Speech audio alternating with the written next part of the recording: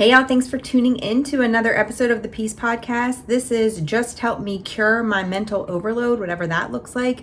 And so we walk in the world oftentimes feeling so frustrated because we are either indecisive or we're unmotivated. And oftentimes that comes from a place of simply being mentally overloaded. And we have so many decisions to make, and decision fatigue is a real thing. And we don't understand why when we get to around 2 o'clock, or maybe for some people it's 4 o'clock, we no longer want to make any more decisions, and we start making decisions that aren't necessarily the best for us. It's like when you have all intentions when you start the day that you're going to eat healthy and you're going to stick to the meal plan that you've created for yourself, and when you get home at 4 o'clock you're starving and you just pick whatever's in front of you, knowing that that's not on the meal plan that you have created.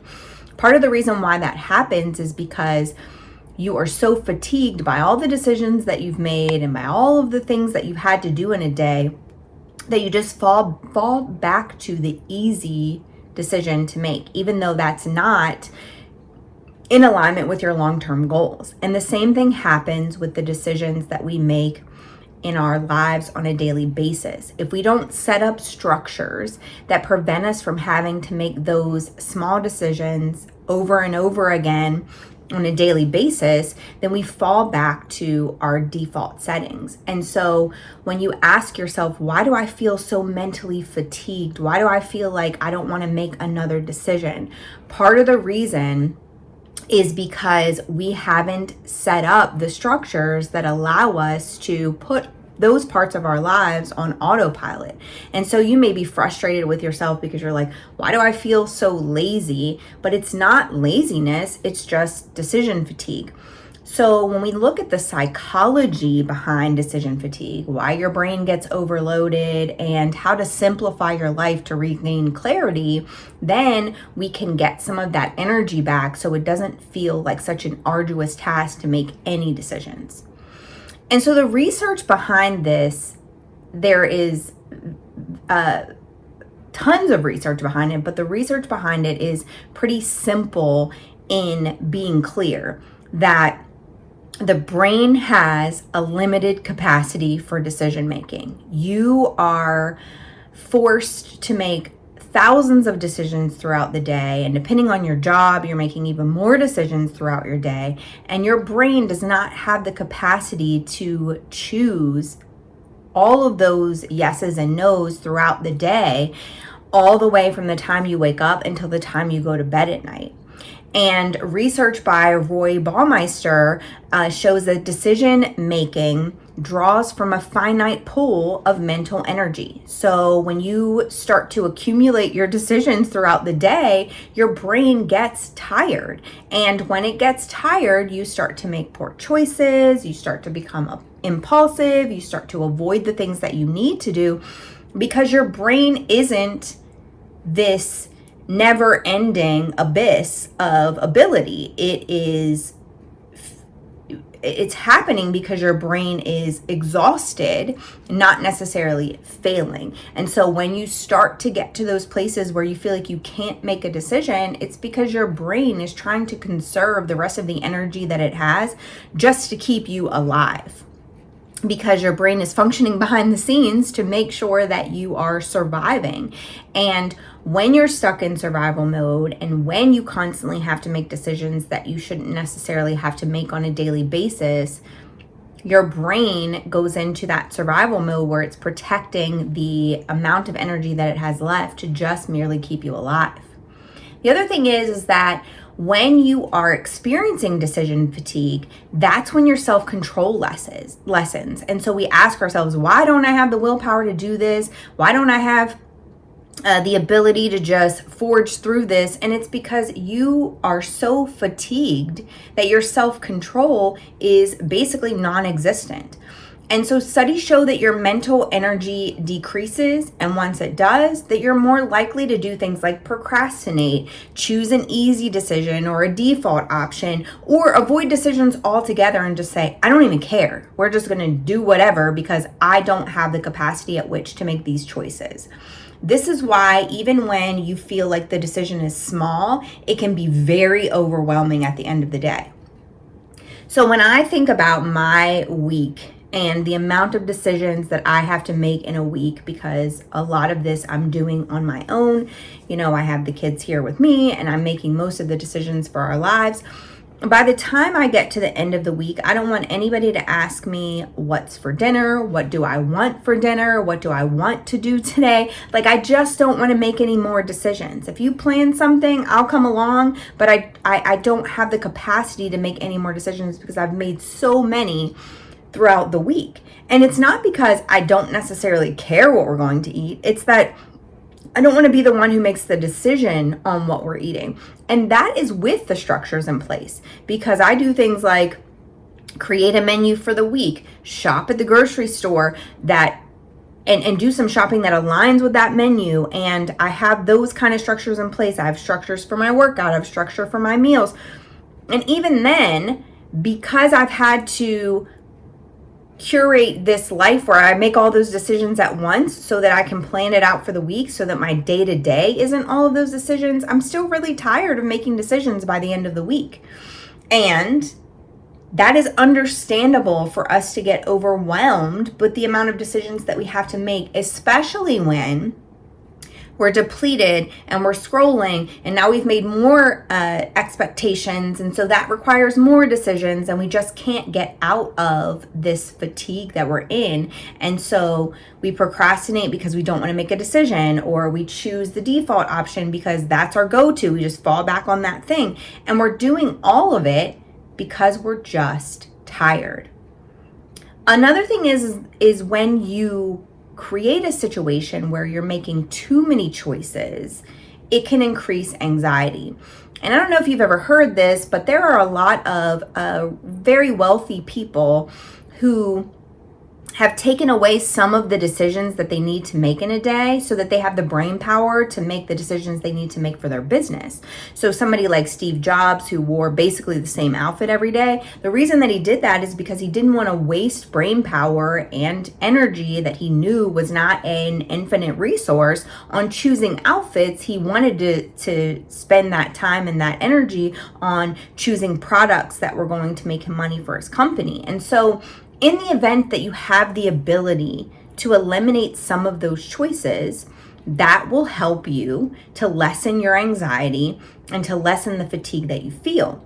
Because research in behavior psychology says that excessive options lead to things like overwhelm, second guessing when you do make a choice, dissatisfaction when you are making choices, because more options feel like it creates freedom, but what it actually does is create a feeling of stress. And I'm not saying that you shouldn't, dress the way you want to, or you shouldn't do things that bring you joy. But I'm saying that if that decision can be eliminated on a day-to-day basis, then it makes your life a little bit less exhausting and you become a little bit less anxious. Like if you don't have anything to do on a Saturday, or you don't have anything to do on a Sunday, and you plan out your outfits for the week, that's one less decision you have to make each day. And I know you're still making a decision, but normally on the weekends, if we're not at work, or maybe we have a little bit less on our plates, then we have a little bit more capacity to make the decisions. It's when we're adding all of these excessive decisions into our daily routine that it becomes overwhelming. The other thing is that we can simplify our routines to restore clarity. So when we're thinking about our daily decisions, when we're thinking about the ones that we can pre-plan, that helps us to preserve the energy for what matters to us the most. Examples like meal prepping, or structuring your routines, or limiting your choices, all of those create some clarity because of the simplicity. So if you want to feel less of that mental load, if you want to feel less fatigue around your day-to-day operation, some of these things can be put on autopilot. So when you're thinking about meal planning, I told you my menu thing, but also you can prep your meals for the week. And I know some people are like, oh, that's exhausting for a Sunday, but it doesn't have to be, right? It could be sheet pan meals where you just stick it in the oven and then you put it into containers, and those are your meals for the week. And you don't have to think about them. It could be structuring your routines so that they run on their own, so that you have a certain amount of decisions that you make in a day, a certain amount of things that are already structured on autopilot in those decisions. It's the reason why people set their bills up for autopay, because if you have to remember to pay that bill, it becomes a little bit overwhelming because you have to remember every time the bill is due, etc. But if you can set it up on autopay, that's a decision that you don't have to make. And I'm not saying that you are going to be able to clear the amount of decisions that you have to make. But what I am saying is that if you pre-plan and you create a system for decision making, then you're going to be able to create a life where you can make less decisions in a day and you don't feel fatigued by the amount of decisions. Also, you're in charge of the decisions that you have to make. So when you don't want to do something, give it a hard no, so it's not added to all of the decision making that you have to do.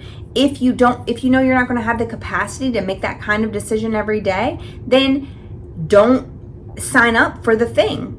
You might be able to hand things over to the people that are responsible for them. Maybe your children can pick their own outfits and you're not picking them for them. Maybe you have older children and you can say, when you run out of something, you need to add it to the Amazon cart. Don't expect me to think about all these things and remember all of these things that you need, because you're a little bit more grown and you can do some of those things on your own, so that we have the capacity together to function as a family and it's not all on me.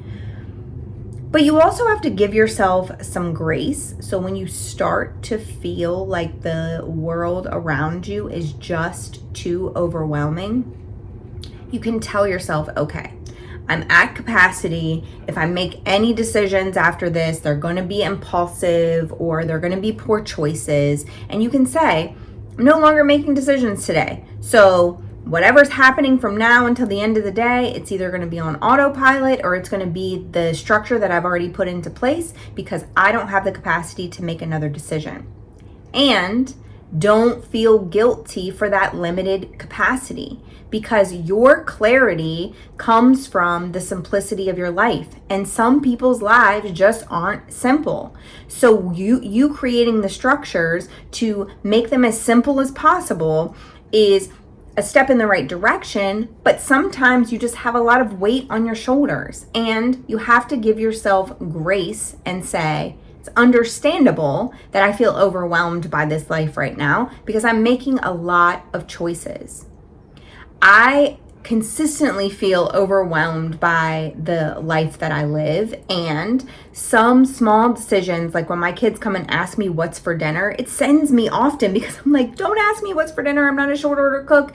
It's going to be cooked. You're going to eat it at the same time that you eat it every day, and it's not going to change. So don't come ask me what's for dinner, because I don't want to have to think about giving you the menu when, and even if I post it, they do it, giving you the menu when I'm going to have to cook it anyway. So just eliminate that from your routine every day and just either wait for the dinner or look at the menu that's already posted.